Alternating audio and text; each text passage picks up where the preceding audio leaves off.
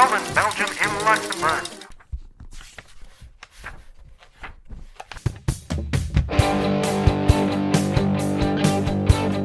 It's time for Seriously, Let's Play, a Nerds Domain actual play podcast. Each week, we'll be sending you part of a one-shot that covers a game on our list that we keep meaning to play and never find time for. Join Matt, the Thompsons, and John Quiet as they give you a small showing of what each system is like, and tell a story that they've put together themselves.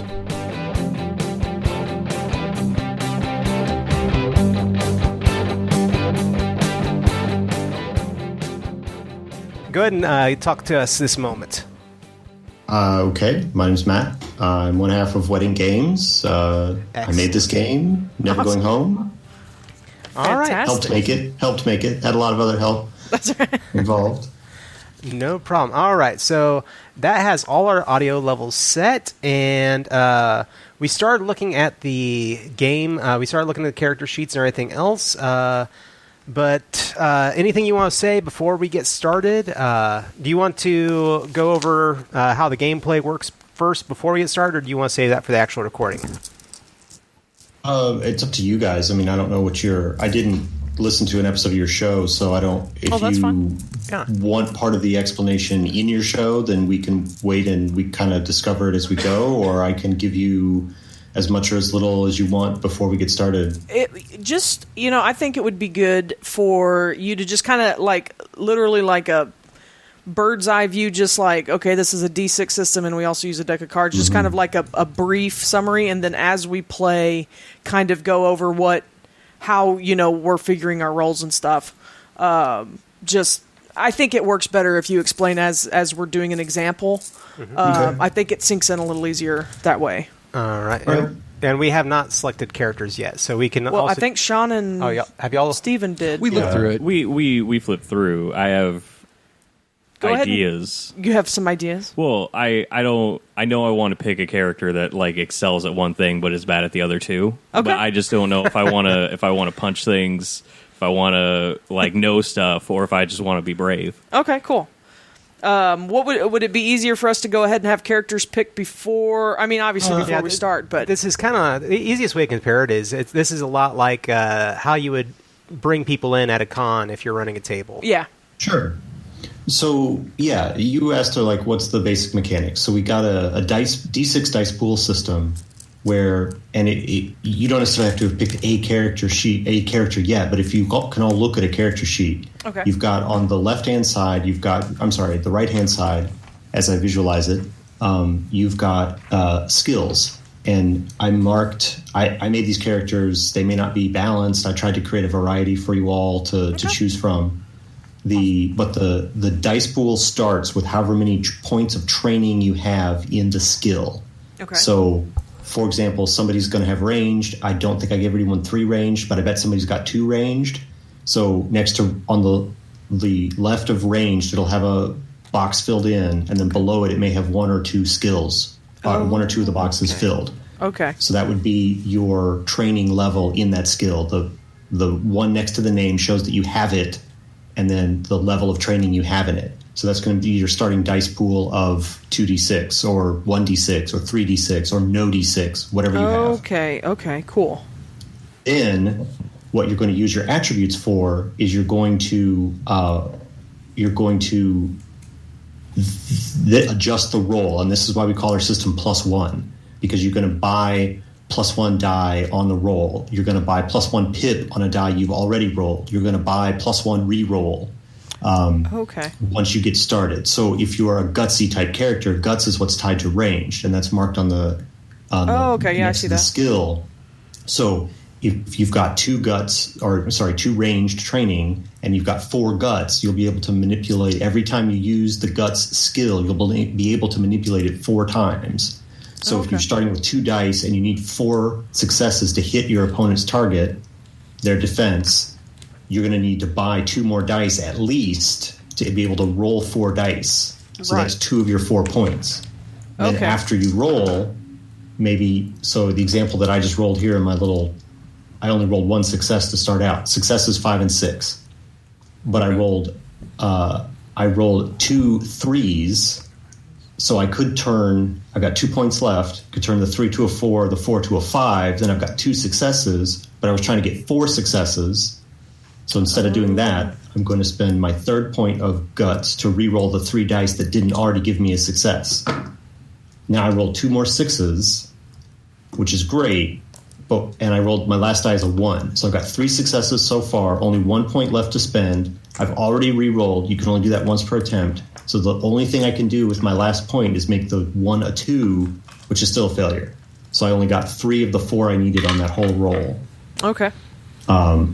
That's the way the spells work. That's the way all the skills work. They all work the same way. The more brawn, the more smarts, the more guts you have, the more you'll be able to manipulate the skills that relate to those things. Okay, interesting. So, just for clarification, when you re-roll all the dice, not just the non-successes. As many as you want. Okay. So you for can... some reason, save some. you want to re-roll the successes you already have or not re-roll the failures, you could, but I don't know why you would. But that's the rule, as many as you want. Okay. I was just making sure that it wasn't just like... I only got 2 successes, but I want to re-roll. I have to pick up all the dice. That's all I wanted clarification on. Yeah, you re-roll as many dice as you want. Usually your failures. Yeah. Although, yeah. All right.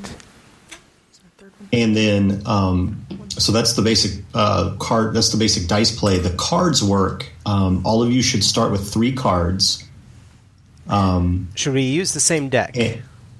Yes, everybody's going to play off the same deck, and the narrator doesn't really need to have cards, so it's okay that we're separated by a time zone here.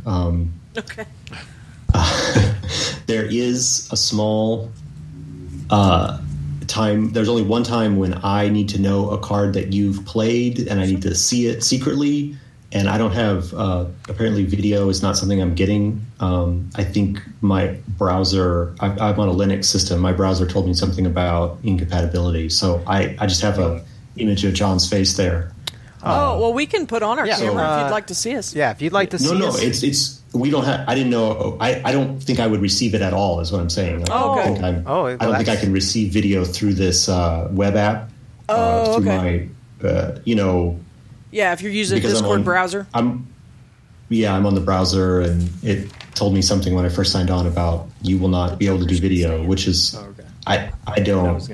All I'm saying is that there's only one time when I would need to see your cards, and I don't even need to see it then. I'm sure we can just play with it. But your cards are secret. What your cards represent in the game They should be shuffled. is your memories and everything that makes you human. Okay. The setting is a very sort of like the others from beyond the veil are trying to corrupt you, they're what gives you the magic powers. If you have a ritual or a whisper already, you learned that from listening to the others who told you how to do that. And the more spells you have, the more chances of corruption you have to take. Oh, wow. And so you're losing part of yourself in order to get the powers. So you don't want to spend your cards because they represent your humanity, but they're a very valuable resource. You can buy additional +1s. So on that, you could spend them for that. You can spend them for healing. Out of combat, in combat, they negate damage, which is effectively the same as healing. You also need them to cast some of your spells. Some of the whisper paths, I believe, elemental rituals and healing words. If you take a character with either of those, you have to discard cards to activate the spells. So there's a number of reasons why you will want to spend your cards. But again, that's mechanically, narratively, they represent your humanity, and you don't want to do that. You don't want to give yourself up. Oh, okay. So that's sort of the tension of the cards. And those are the two, as far as mechanics, those are the two basic things. We've got the dice rolling and the card play, and that's really it as far as that. If you are called upon by, you take an action, or you just encounter a situation that's going to make you draw for corruption, you will draw a card, the top card of the deck, and look at it. And if it's a black card, you got corrupted. If it's a red card, you did not, and then you discard the card. Normally, you would pass it. Normally, the narrator keeps the discards behind a narrator screen.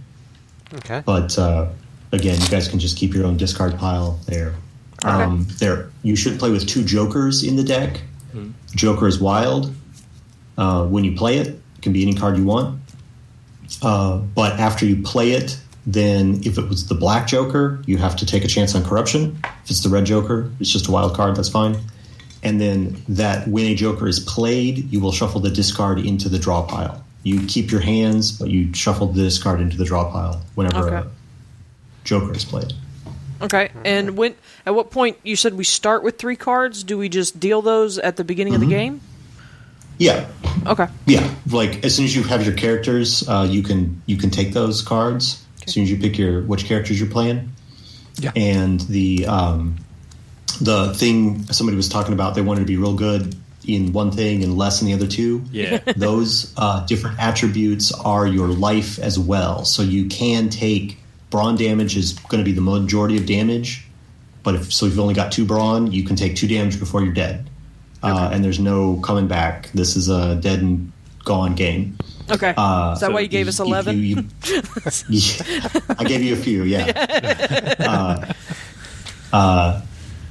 Then there's but you can also take smarts damage. You can also take guts damage. So you can kind of be killed by going to 0 in any of your attributes. Okay. Okay, and so no death saves at all. Yeah. If you go to 0, you're dead. Okay. Choose a new character.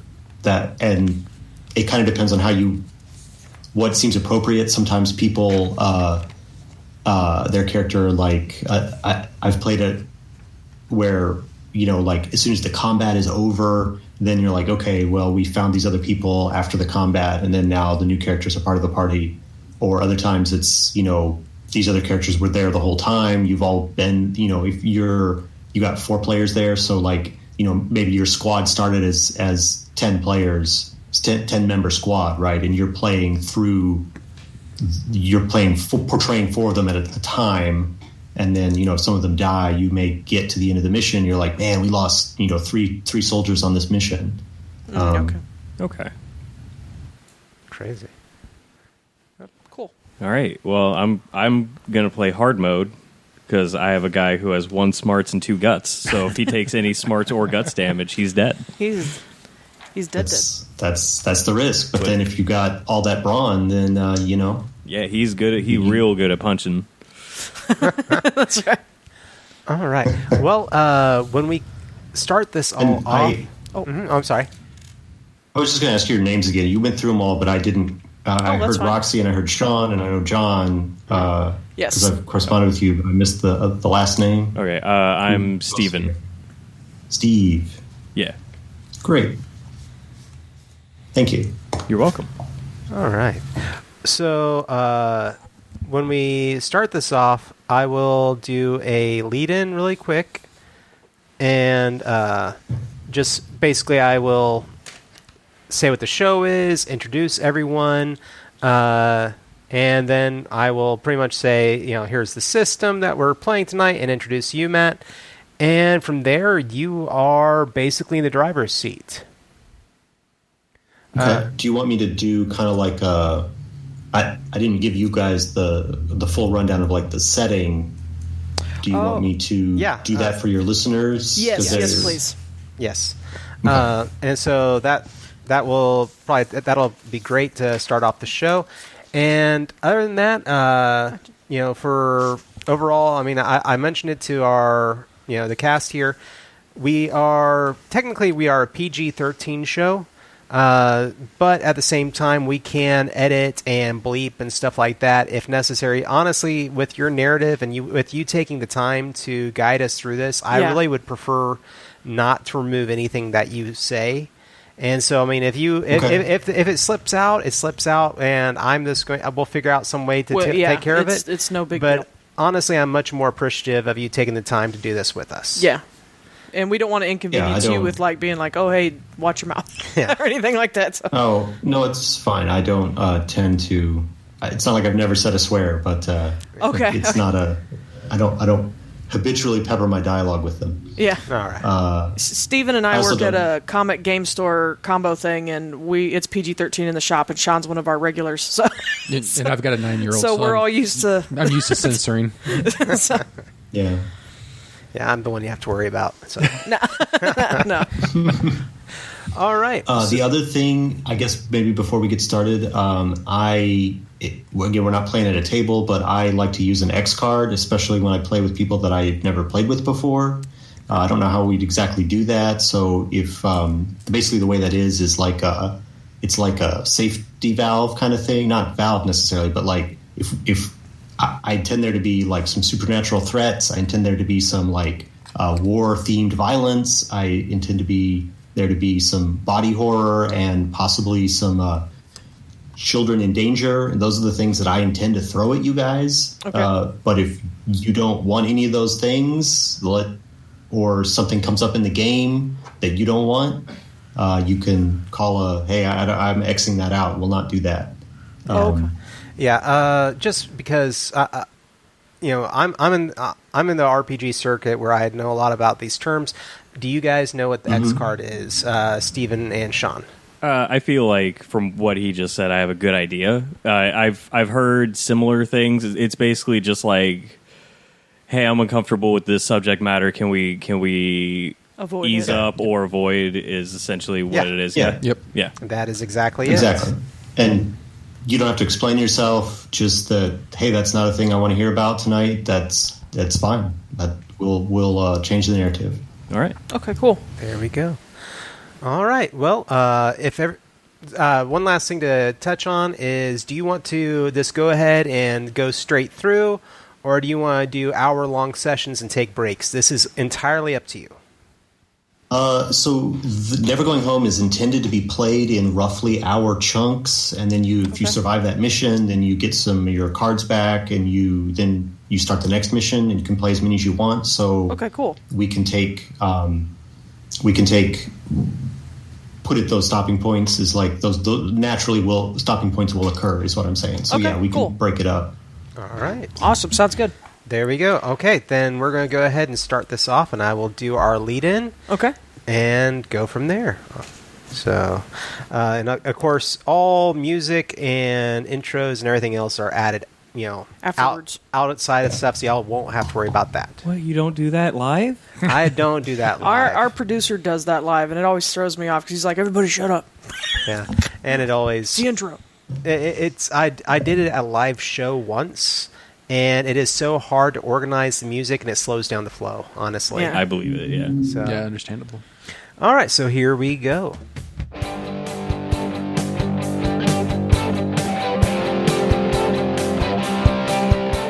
And that will do it for us tonight on Seriously, Let's Play. Remember, you can email us at nerdsdomain@gmail.com, find us at facebook.com/nerdsdomain, and twitter.com/nerdsdomain. We have all of our podcasts over at nerdsdom.com, so don't forget to check those out, and sign up for our newsletter while you're there.